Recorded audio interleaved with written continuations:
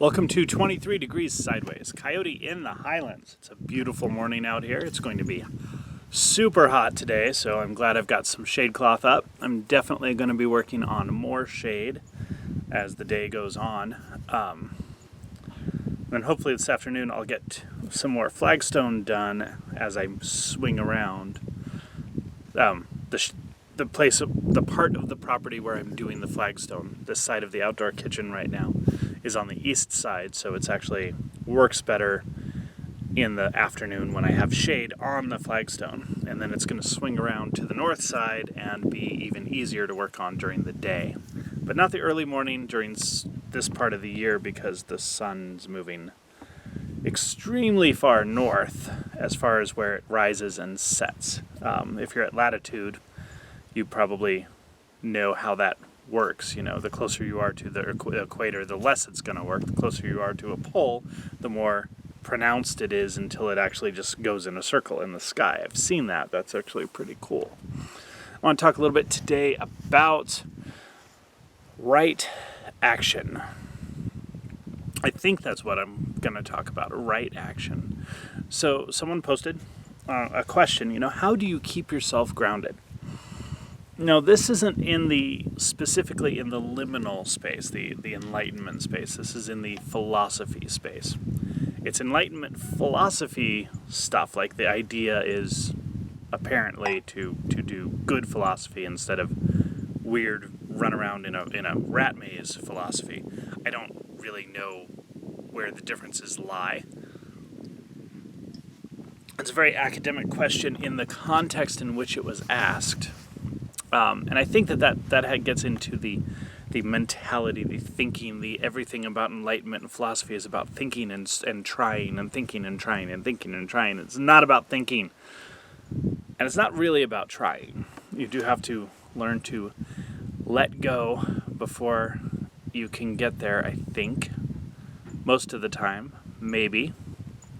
There's a lot of different paths and a lot of different ways and a lot of different things that will pop you into that state, But I don't think this was an enlightenment question. I think this was a thinking question. I think that is part of the really big problem.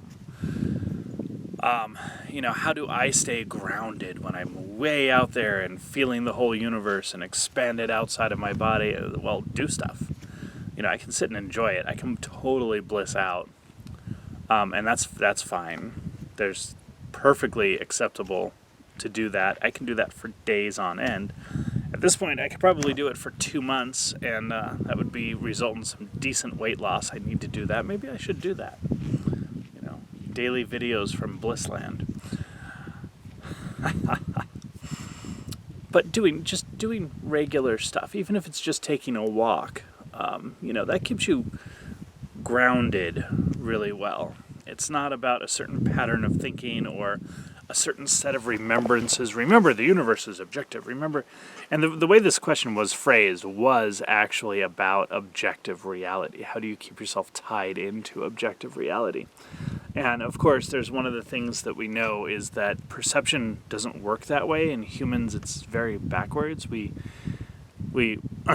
get an input from the universe, like a visual or a mental or something. We assign meaning first, then we go to the object. Like the way we perceive is we perceive meaning first, then the object. It's really, really tight and intertwined, and it's not a one thing. It's like this really quick little loop of things that happen in under a second. But you assign meaning first. There's a famous line in one of Spider Robinson's books where a guy sees he didn't expect it to be there. Spiral staircase just magically appears for science fiction reasons, and he sees it, and the first thing he sees is DNA, because the instinct of a human is to see something meaningful that relates to life first. So he sees this double helix, DNA, and then he sees snakes, and then he sees a staircase. There's this little thing that goes back and forth in your head, like instantaneously. But it's meaning first, then observation or object. And that's a very interesting part of how perception works.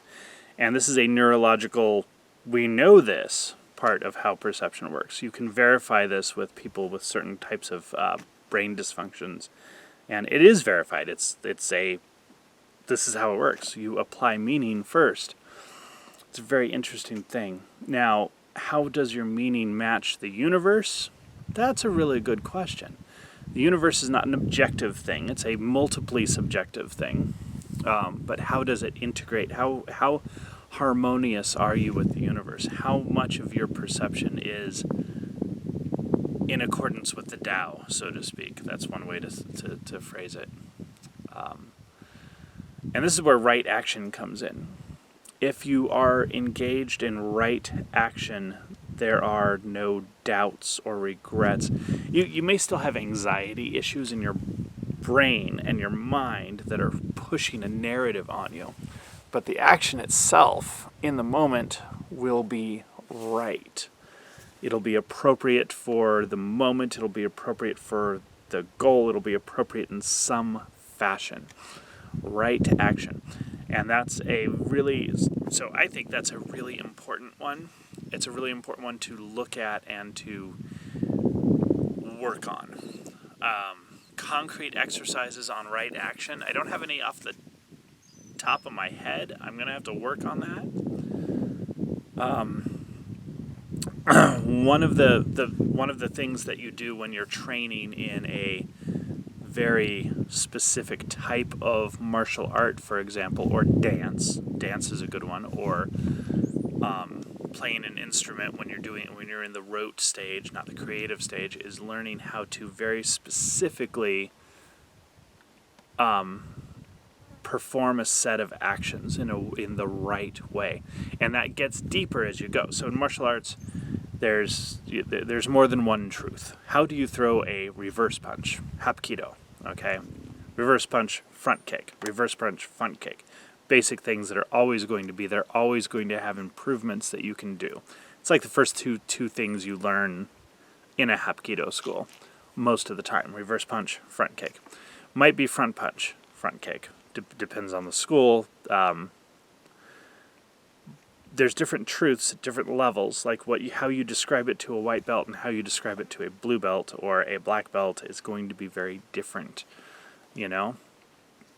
But there's a set of right actions in there, as your heel swings out, as your center shifts, as you load the forward leg, as you snap the wrist out. Just everything in there. A very certain set of right actions, and you can do this when you're drilling something like that. Same with a dance move. A specific dance move, like just a basic 360. There's a way to do a 360 correctly. There's a certain spot on your toes. There's a certain spot on the ball of your foot. There's a certain movement of your head, and your head has to do the movement and your body follows. Otherwise, you can't turn that 360 into a 3600, go around 10 times without having an issue. You got to learn how to move your head. All of this stuff is right action on a drilled level.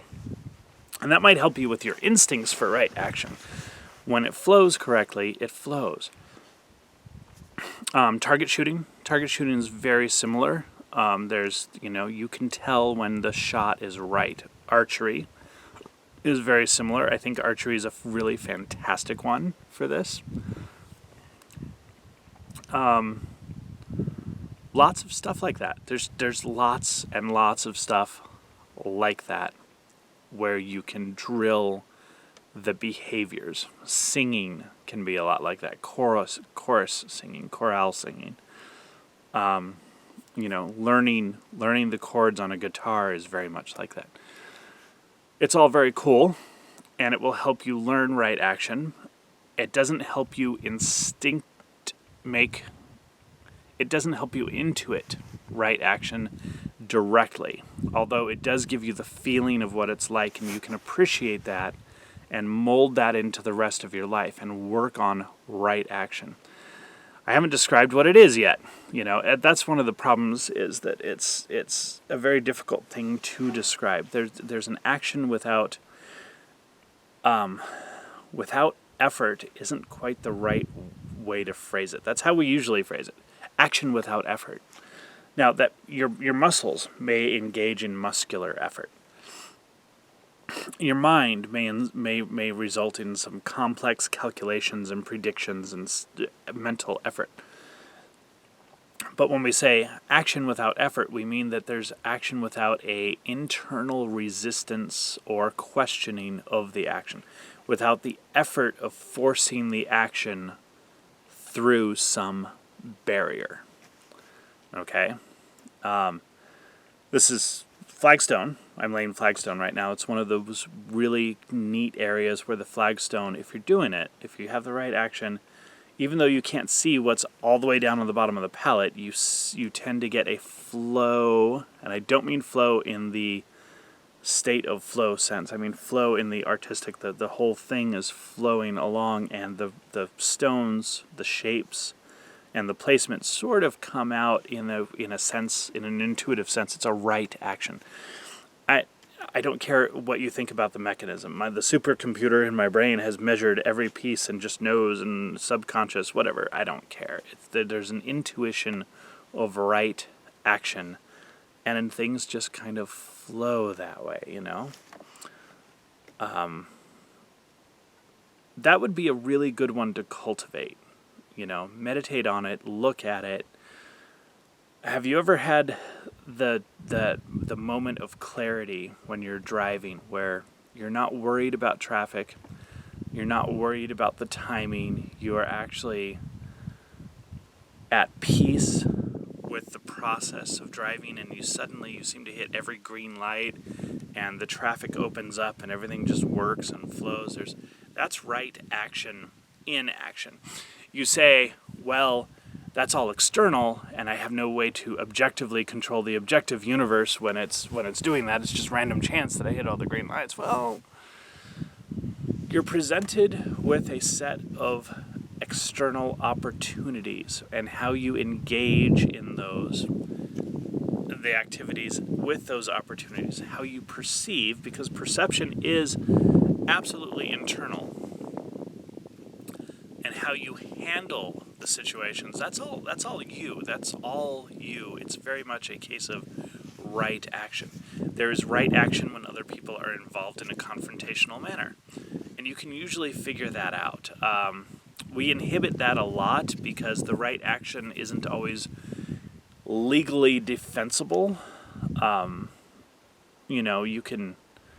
People get into a lot of trouble because they know this is a bad customer. It's going to go poorly, but you can't just kick them out because everyone's looking at them, and there are certain